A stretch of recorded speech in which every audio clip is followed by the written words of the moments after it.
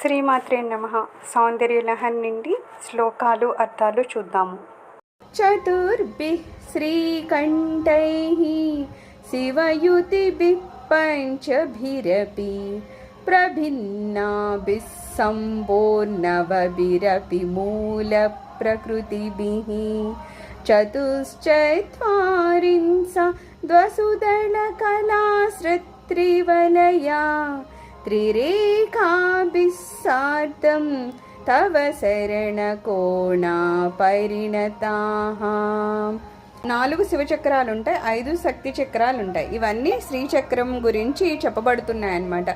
ఈ శ్రీచక్రంలో ఎలా ఉంటాయి అంటారంటే 5 కోణాలు పైకొచ్చే త్రిభుజాల కింద 5 త్రిభుజాలు పైకి ఉంటాయి, అవేమో శక్తి రూపాలు అంటారు.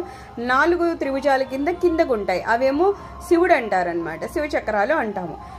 8 దళాలు ఉన్నది ఉంటుంది, ఆ తర్వాత 16 దళాలు ఉన్నది ఉంటుంది, ఆ తర్వాత మేకలాత్రయం అని ఆ కింద 3 గీతల్లాగా ఉంటుంది, అది అలాగే భూపురం అని ఉంటుంది. అంటే శ్రీచక్రం పైనుంచి కిందకి వెళ్ళడం చూపిస్తున్నారు అనమాట, అలా ఉంటుందన్నమాట. అదే శ్రీచక్రము ఏంటి, ఇండైరెక్ట్గా అమ్మవారి నివాస స్థానం. అందుకే శ్రీచక్రం అందరూ ఇంట్లో పెట్టుకోకండి అని కూడా అంటారు. అమ్మవారిని అలాగా ఆ రూపంలో మనం కొలుస్తున్నామంటే అంత జాగ్రత్తగాను కొలవాలి. అందుకని శ్రీచక్రం ఎలా ఉంది, ఆ రూపంలో అమ్మవారు ఎలా ఉన్నారు అని ఇక్కడ వర్ణిస్తున్నారనమాట. ఆ రూపంలో అమ్మవారట 44 కోణాల సంఖ్యలో ఉంటారట. అన్నీ కలిపితే అక్కడ కోణాలు ఎన్ని ఉంటాయట, 44 ఉంటాయంట. సో ఇలాగా 44 కోణాలతోనూ, 4 శివచక్రాలతోనూ, 5 శక్తి చక్రాలతోనూ, మొత్తం 9 చక్రాలతో ఈ శ్రీచక్ర రూపంలో అమ్మవారు ఉన్నారు అని ఇక్కడ పొగుడుతున్నారు.